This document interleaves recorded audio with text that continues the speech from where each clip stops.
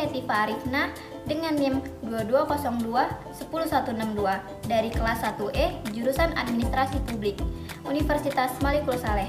Di sini saya akan menjelaskan mengenai perkembangan pemikiran manajemen dengan dosen pengampu Ibu Risna Dewi, ESOS MSP.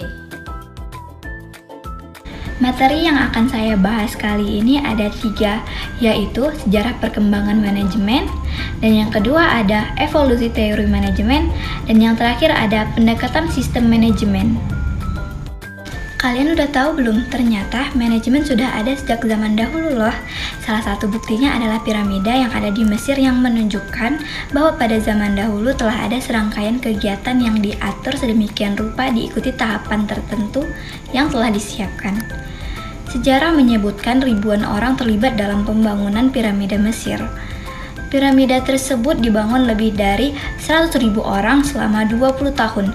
Piramida tidak akan berhasil dibangun jika tidak ada manajer yang merencanakan apa yang harus dilakukan, mengorganisasikan manusia, memimpin dan mengarahkan para pekerja, serta menegakkan pengadilan untuk menjamin bahwa segala sesuatu yang dikerjakan sesuai dengan apa yang sudah direncanakan. Di negara kita, yaitu Indonesia sendiri, terdapat Candi Borobudur. Dari bukti-bukti tersebut dapat dilihat bagaimana orang-orang dahulu telah menerapkan manajemen. Sebelum abad ke-20, terjadi 2 peristiwa penting dalam ilmu manajemen.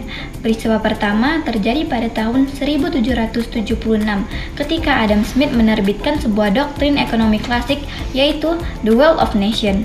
Dalam bukunya itu, ia mengemukakan keunggulan ekonomis yang akan diperoleh organisasi dari pembagian kerja, yaitu perincian pekerjaan dalam tugas-tugas yang spesifik dan berulang. Smith menyimpulkan bahwa pembagian kerja dapat meningkatkan produktivitas dengan yang pertama, meningkatkan keterampilan dan kecekatan tiap-tiap pekerja, dan yang kedua, ada menghemat waktu yang terbuang dalam pergantian tugas, dan yang ketiga, ada menciptakan mesin penemuan lain yang dapat menghemat tenaga kerja. Revolusi industri di Inggris menandai dimulainya penggunaan mesin menggantikan tenaga manusia yang berakibat pada pindahnya kegiatan produksi dari rumah menuju ke tempat khusus yang disebut dengan pabrik. Di dalam ilmu manajemen dikenal 3 aliran yang masing-masing berusaha membantu manajer untuk memahami, memimpin organisasi, dan mengatasi masalah-masalahnya.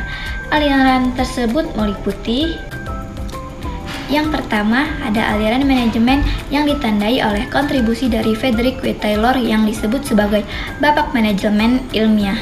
Taylor menuangkan gagasannya dalam 3 prinsip, yaitu: yang pertama ada pengembangan metode ilmiah dalam manajemen agar sebagai contoh metode yang paling baik untuk pelaksanaan pekerjaan.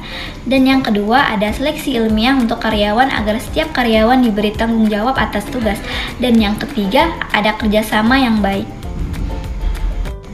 Henry Fayol merinci manajemen menjadi 5 unsur, yakni yang pertama perencanaan, pengorganisasian, pemberi perintah, pengkoordinasian, dan pengawasan.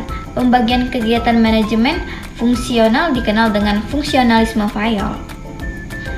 Sementara James Demany, seorang eksekutif General Motors, mengkategorikan prinsip-prinsip dasar manajemen tertentu. Dia mendefinisikan organisasi sebagai sekelompok 2 atau lebih orang yang bergabung untuk mencapai tujuan tertentu. Saya akan menjelaskan aliran hubungan manusiawi. Aliran ini muncul karena ketidakpuasan atas apa yang dikemukakan oleh teori organisasi klasik tidak sepenuhnya menghasilkan efisiensi produksi dan keharmonisan kerja. Para manajer masih mengalami kesulitan karena karyawan masih mengikuti pola perilaku yang rasional. Elton Mayo mengatakan bahwa bila manajemen personalia mendorong lebih banyak dan lebih baik dalam kerja, hubungan manusiawi akan menjadi lebih baik. Dan yang terakhir, saya akan menjelaskan materi tentang pendekatan sistem.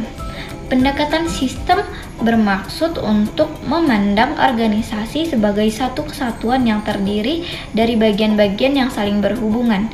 Ini berarti bahwa segala sesuatu dalam manajemen adalah saling berhubungan dan saling bergantung. Pendekatan sistem juga memberi manajer untuk melihat keseluruhan organisasi dan sebagai bagian dari lingkungan eksternal yang lebih besar. Sekian penjelasan dari saya mengenai perkembangan pemikiran manajemen. Lebih dan kurang saya mohon maaf. Assalamualaikum warahmatullahi wabarakatuh. Dadah.